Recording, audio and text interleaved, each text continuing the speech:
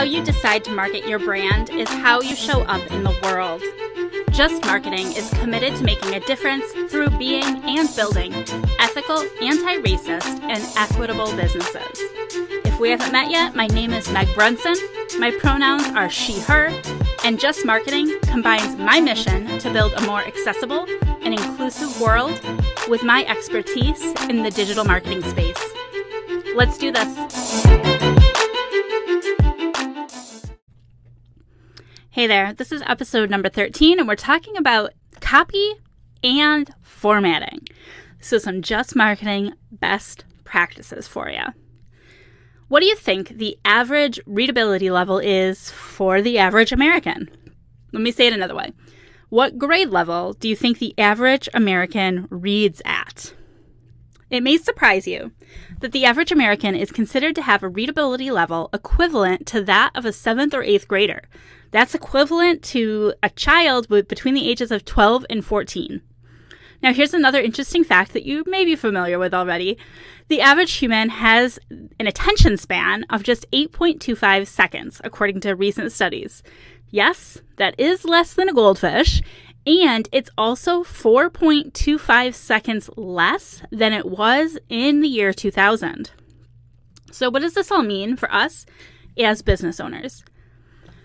It means that when we're communicating via written text, we have to do that strategically in order to be effective. Our messaging has to be clear and it has to be concise. Otherwise, it's going to be misunderstood or skipped over entirely. If you want to be accessible and inclusive, here are some best practices to keep in mind when it comes to copy and formatting your copy in your business marketing. First, we need to avoid using Stutterly Case. Have you ever heard of it? I didn't know what Stutterly Case was, but once it was described, it was super clear to me. So it's when you randomly alternate between lowercase and capital letters. So it could be every other letter is a capital and every other letter is a lowercase, or it could be just totally random that you have different cases in a word or in a phrase. It is super hard on the eyes to read, and when it comes to assistive technology, assistive tech is completely unable to decipher what it is that you are trying to say. Back in episode number 9, we talked about camel case, and that's the only time when you should be capitalizing letters that are in the middle of a single word. Otherwise, you just need to use, general how to write in English best practices when it comes to capitalization and lowercase. This kind of leads me into number 2. We want to make sure that we're not overusing all capital letters. So when you write in full caps, it can be difficult to read, number 1, and it's sometimes misinterpreted as shouting, especially if you're posting on social media. Now, human interpretation aside, screen readers can also misinterpret all capital letters. Some screen reading programs will spell those words out like an acronym instead of reading them as a full word. Our goal here is to ensure that all people, including those who use assistive technology, have an equitable experience, and the only way to do that is to ensure that we're not abusing or overusing all capital letters. Again, it brings us back to writing in proper English fashion instead of varying the cases of our letters. Third, we want to select an easy-to-read font. Now, I understand you don't always have the opportunity to choose a font. Like when you post to social media, the platform sets the default font. But whenever you have the opportunity to select a font, you want to make sure you're choosing one that's easy to read. So when we're talking about opportunities to select a font, I'm thinking about when you are creating your website, when you are writing emails, when you are creating written PDFs that you are going to provide your users, you want to make sure you're selecting easy to use fonts. So there are 3 common types of fonts: serif fonts, sans serif fonts, and script fonts. Script fonts are notoriously difficult to read, especially when you consider that cursive isn't regularly or consistently taught in schools anymore. They are never recommended when it comes to easy to read and should be reserved for text accents or larger font styles like headlines on your website. Serif fonts are typefaces that have traces or lines that extend from the edges of the letter. All right, and sans in French means without. So sans serif fonts are typefaces without those traces or lines extending from the edges of the letters. Sans serif letters appear simple and rounded. Sans serif has slightly increased readability compared to serifs, which is why sans serif fonts are great typefaces for the bodies of your text. Serifs can be used for headings and titles. Since they're larger, it makes them easier to read with those serifs. The fourth thing you want to do is write in plain language. So when I'm saying plain language, what I mean is that you want to keep copy short. You want to keep it easy to understand. The whole concept of Just Marketing is to make your content inclusive and accessible. And the following ideas are important to adopt into your everyday marketing practice as a business owner and as a Just marketer. So in plain language, remember less is more. Be concise in your copy. Eliminate unnecessary words.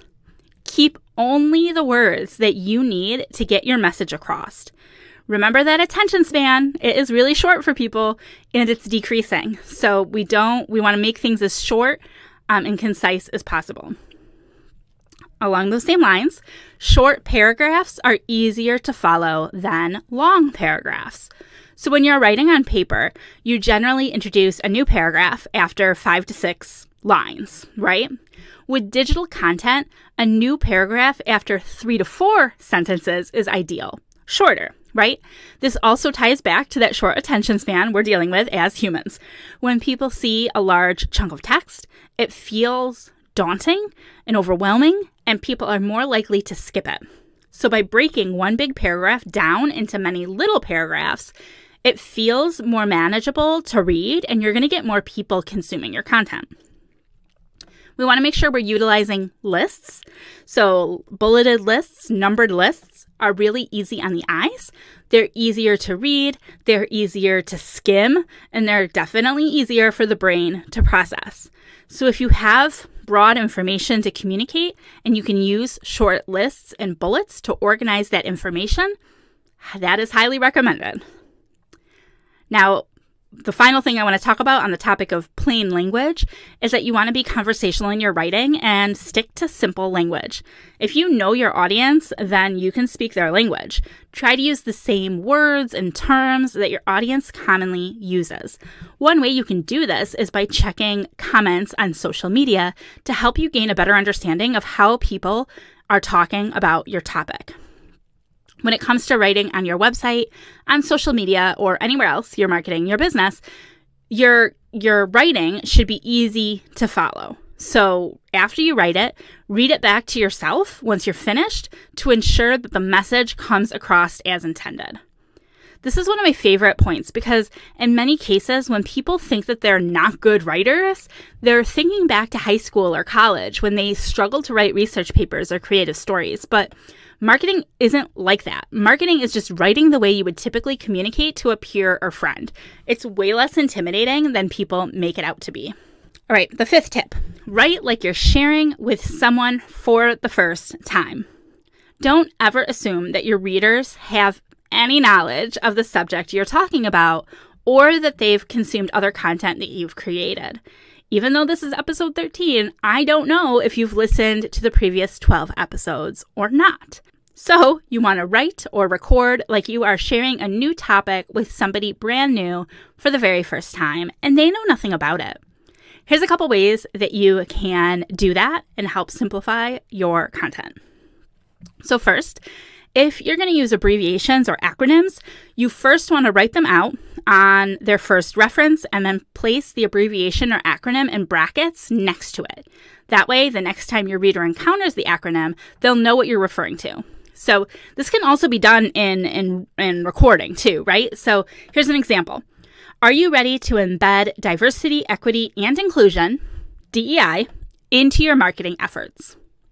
In that sentence, DEI would be in brackets, but you just heard how I read it, or how I read it out loud, or how I recorded it if you're listening or watching. So either way, you want to say something similar and let your readers, let your consumers know that going forward, when you use DEI, that's what it refers to, or whatever abbreviation or acronym you're using. You want to make sure you're avoiding jargon or slang and include definitions for any complex topics.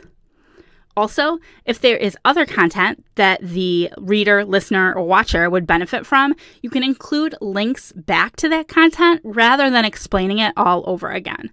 One practice that has helped me to be more clear and more concise with my content is that I frequently explain what I am teaching or what I'm going to be teaching to my children.